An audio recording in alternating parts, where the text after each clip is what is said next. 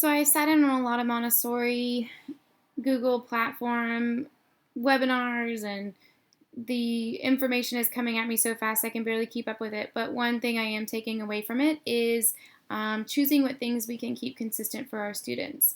So in some of the materials I have prepped for parents, I've tried to help them see how the Montessori environment that they see on this screen is very similar to that of the classroom, or where those connections might be, and then how we can use things that we had in our classroom to really continue to support them. So if you watch some of the videos that I'm sending to parents, which I highly recommend, because then you'll be able to use the same language and we all have the same voice, which will help take some of the confusion out of this change, is that I taught parents and students to think of these topics as a shelf.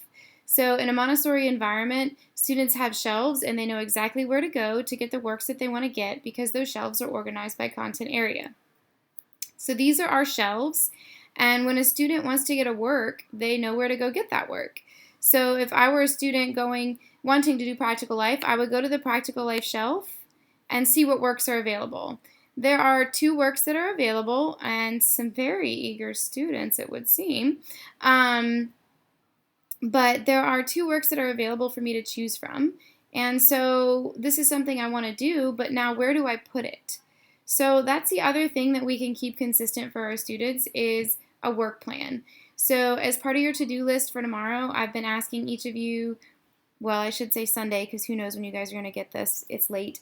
But part of your to-do list for Sunday is to make sure that every student has a copy of a work plan that they can access, utilize, and fill in and turn back into you on Friday. So I wanted to show you what that process looks like.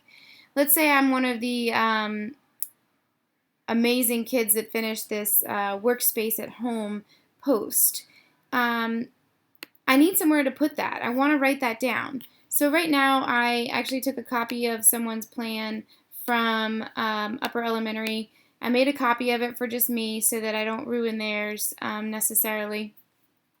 But what I would do in this case is go ahead and pre-fill in the date for them, just because that's, again, just a little support that we can give them, but there's still a lot of independence still left in this planning. And there's a lot of guidance here for our students just in the structure.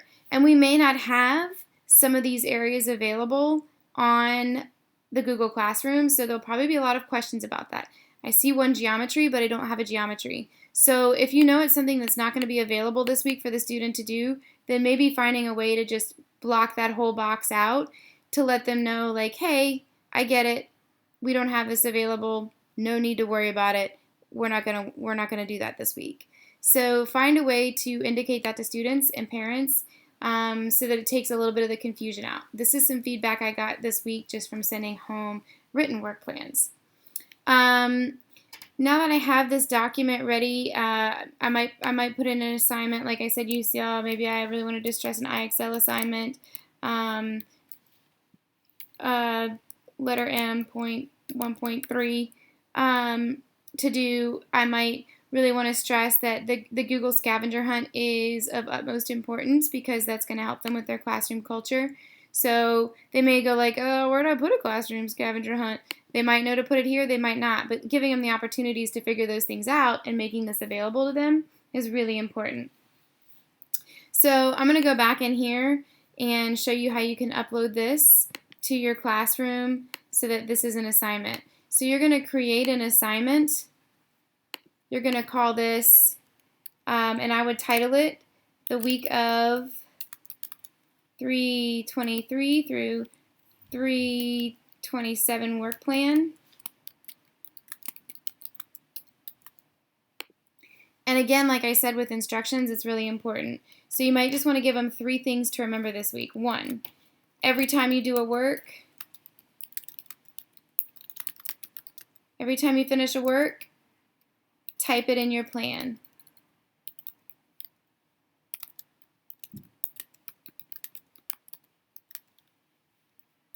2, their next goal might be each day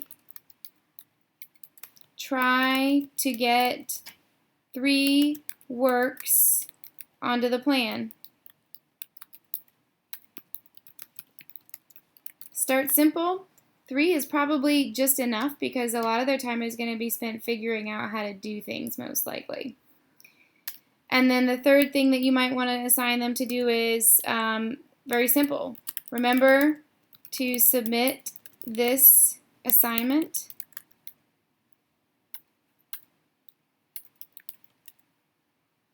my computer has a lag. I have so much pulled up. This assignment on Friday, 3/27. So that would be your due date, the 27th. We're going to add it now. I should have been smarter earlier and made sure it's where I wanted it to be, so I'm going to go ahead and move it so it's easily accessible.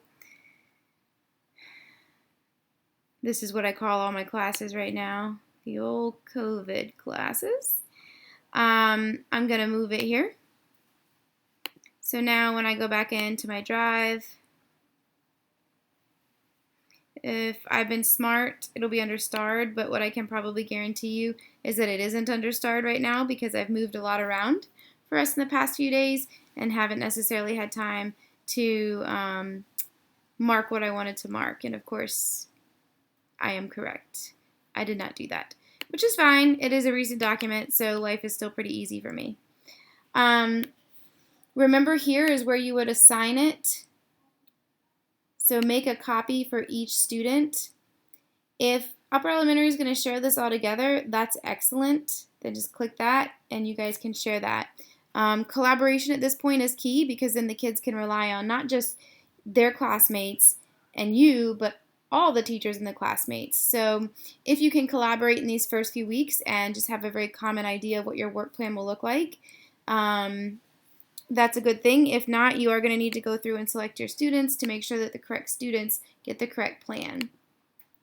Under your topic, if you're going to do it per class, then obviously you're going to want to stick it under your personal class if your work plans are going to look different. Otherwise, you might want to find a way to make it super noticeable for them, and that might be the first message that you post tomorrow or Monday morning is that, hey, check out where your work plan is. So this is how you're going to get a work plan to each student. I'm not going to follow through with this assignment because I don't want Upper L kids to have a work plan that they don't want. Upper L teachers can do that on their own. But this is where you're going to set that up. This is obviously the draft that I just made, but I'm going to go ahead and delete that out for our teachers. Just so you know, when students are ready to submit this work plan, it's important. You notice that I put it in the instructions here that they needed to remember to turn in their assignment.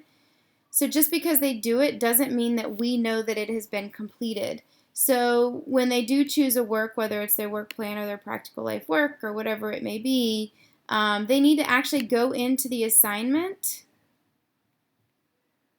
Whoops, I'm in the teacher mode. But they'll actually need to go into the assignment and see a turn it in button over here to actually turn it in. Again, if you watch my parent tutorials, you'll see that and it'll make it very simple for you. So this is how you can get a work plan to everybody and make sure it's turned into you so that you can give them some practice and some familiarity.